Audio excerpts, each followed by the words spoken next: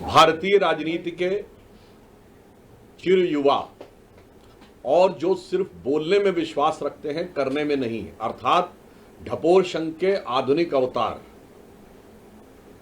नेता प्रतिपक्ष की मर्यादा को तार तार करने वाले Shri Rahul Gandhi ji, a perpetual youth of Indian politics who is consistently demeaning and degrading all the constitutional institution, a new avatar of Goebbels, is now trying to put forth his frustration of losing power by making an unnecessary, uncalled for and totally false allegation on Election Commission. मैं श्री राहुल गांधी जी से पूछना चाहता हूं कि बिहार में, सिर्फ तथ्य के आधार पर पूछना चाहता हूं, पॉइंट नंबर 1, बिहार में 1 सितंबर तक जिस को आपत्ति है कि उसके कागज नहीं सही ढंग से प्रस्तुत हुए हैं, वो चुनाव आयोग को अपना आवेदन देकर अपना नाम जुड़वा सकता है। आज 10 दिन हो गए। इंडी गठबंधन के कुल बूथ लेवल एजेंट 1,60,000 है। आप 62 लाख को अगर डिवाइड करिए 10 से तो 6,20,000 आता है, और 6,20,000 को 1,60,000 से डिवाइड करिए तो 4.5 के लगभग आता है। यानी केवल 4 से 5 वोटरों का वेरिफिकेशन यदि एक दिन में इंडी गठबंधन के एक बूथ लेवल एजेंट ने किया होता तो अब तक सब कुछ साफ हो गया होता। यह है झूठ की इमारत पर खड़ा हुआ मिथ्या आरोप। आप औपचारिक रूप से कोई चीज वेरीफाई नहीं कर रहे हैं, न चुनाव आयोग को तकनीकी दृष्टि से जो संवैधानिक रिक्वायरमेंट है उस चीज को करने का वो नहीं कर रहे हैं, और आकर प्रचार कर रहे हैं। दूसरा बिंदु, वो बेंगलोर सेंट्रल की सीट के बारे में बात कर रहे हैं, तो मैं पूछना चाहता हूं वो 1 लाख उनके पास आए कहां से अगर चुनाव आयोग का डाटा नहीं था तो? दूसरा, उन्होंने किसको जारी किया है वो 1 लाख लोगों की सूची? क्या मीडिया को जारी किया है? क्या जनता को जारी किया है? क्या सांसदों को जारी किया है, या चुनाव आयोग को दिया है? दूसरा, मैं कांग्रेस पार्टी और इंडी गठबंधन में पूछना चाहता हूं, श्री राहुल गांधी जी, आप एक ही कॉन्स्टिट्यूएंसी में इतने सिलेक्टिव कैसे हो जाते हैं? उसी बेंगलोर सेंट्रल कॉन्स्टिट्यूएंसी में आप वो विधानसभा दिखा रहे हैं जहां बीजेपी ने लीड किया है, 2 विधानसभाएं चामराजपेट और शिवाजी नगर, जहां कांग्रेस को 60% से अधिक वोट मिला है, वहां पर बढ़े हुए मतदाता क्यों नजर नहीं आ रहे हैं? क्योंकि वहां एक विशेष वर्ग की संख्या अधिक है, माइनॉरिटी डोमिनेंस है, या फिर आपको इस विषय में पता ही नहीं है? और मैं पूछना चाहता हूं, कर्नाटक में आपकी सरकार है, आपके चीफ मिनिस्टर प्रेस कॉन्फ्रेंस क्यों नहीं कर रहे हैं?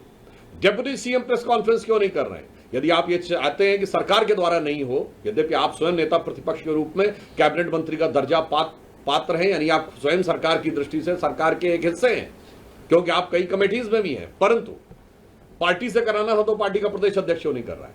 आपके राष्ट्रीय अध्यक्ष आदरणीय खड़गे जी सबसे वरिष्ठ नेता हैं और वो कर्नाटक के हैं।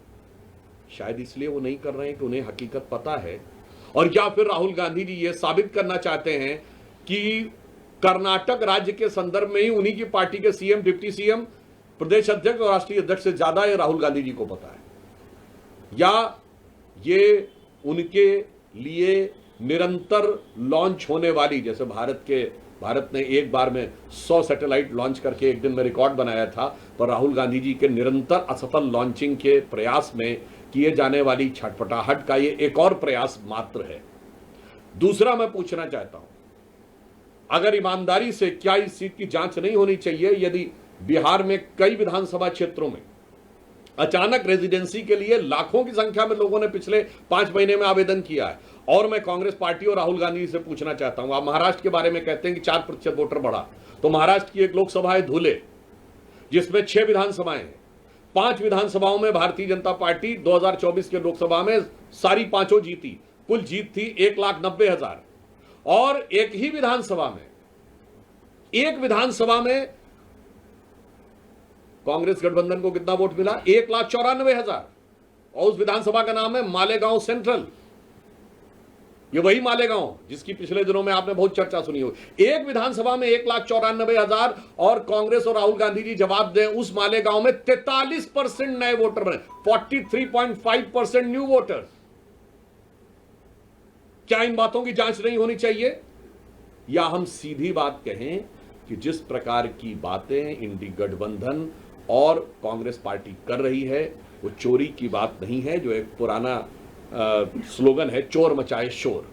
वास्तविक अर्थों में आज विदेशी भारत विरोधी शक्तियों के साथ हॉबनॉबिंग के शक के दायरे में तो कांग्रेस और इंडी गठबंधन के लोग पहले से ही थे। विदेश में जाकर भारत विरोधी एनजीओज और भारत विरोधी नेताओं से मिलने के प्रमाण तो राहुल गांधी जी के पहले से ही थे। 6 मार्च 2023 को सीधे विदेश के भारत में हस्तक्षेप की गुहार लगाते हुए आप पहले देखे जा चुके हैं। अब विदेशी घुसपैठियों के द्वारा भारत के लोकतंत्र पर डाका डालने का यह प्रयास इंडी गठबंधन के द्वारा किया जा रहा है। देश को बहुत सचेत और सावधान रहने की आवश्यकता है। और एक बिंदु मैं और कहना चाहूंगा, राहुल गांधी जी लगातार, और कांग्रेस पार्टी और इंडी गठबंधन, क्योंकि मैं मानता हूं राहुल गांधी जी एक व्यक्ति नहीं है, ये एक विचार है और ये कुछ ऐसी शक्तियों के हाथ के हथियार हैं जो शायद राहुल गांधी खुद भी समझ पाते हैं, नहीं मुझे आइडिया नहीं है। पर मैं एक बात कहना चाहता हूं, बताइए आप कितनी बार जनता की नजर में असत्य बोलते हुए या झूठ बोलते हुए पाए जाएंगे। जब बयान आया था कि भारत के, मैं अभी से शुरू करता हूं और आपको केवल कुछ उदाहरण देता हूं, देश की जनता अपने आप इस पर निर्णय ले। अभी भारत के एयरफोर्स चीफ ने कहा कि हमने 6 विमान गिराए थे। ये क्या बोले थे कि भारत के कितने विमान गिरे? आज साबित हो गया एयरफोर्स चीफ के बाद, यह इस मामले में झूठे साबित हुए। पॉइंट नंबर 2, भारत के साथ अमेरिका की जो डील हुई, इन्होंने कहा था कि अमेरिकी राष्ट्रपति का बयान सही है, तो इसका मतलब वो सो कॉल्ड युद्ध विराम, जो युद्ध विराम कभी नहीं था, वो किस लिए हुआ था? क्योंकि ट्रेड डील हुई थी। अब तो साबित हो गया कि डील नहीं हुई थी यहां पे पुनः। और ये भ्रम, असत्य और झूठ की इतनी लंबी श्रृंखला है। मैं लोगों को याद दिला देना चाहता हूं कि अगर जनता को थोड़ी सी विस्मृत हो गई हो तो वो इनका कैरेक्टर देख लें। इन्होंने राफाल को लेकर झूठ बोला था, राफाल को लेकर हुए नारे को लेकर सुप्रीम कोर्ट के जजमेंट पे झूठ बोला, वो साबित हुआ। इन्होंने कहा था LIC बर्बाद हो गया, LIC को पिछले साल 44,000 करोड़ का फायदा हुआ है। इन्होंने कहा था स्टेट बैंक बर्बाद हो गया, याद करिए 77,000 करोड़ का फायदा है।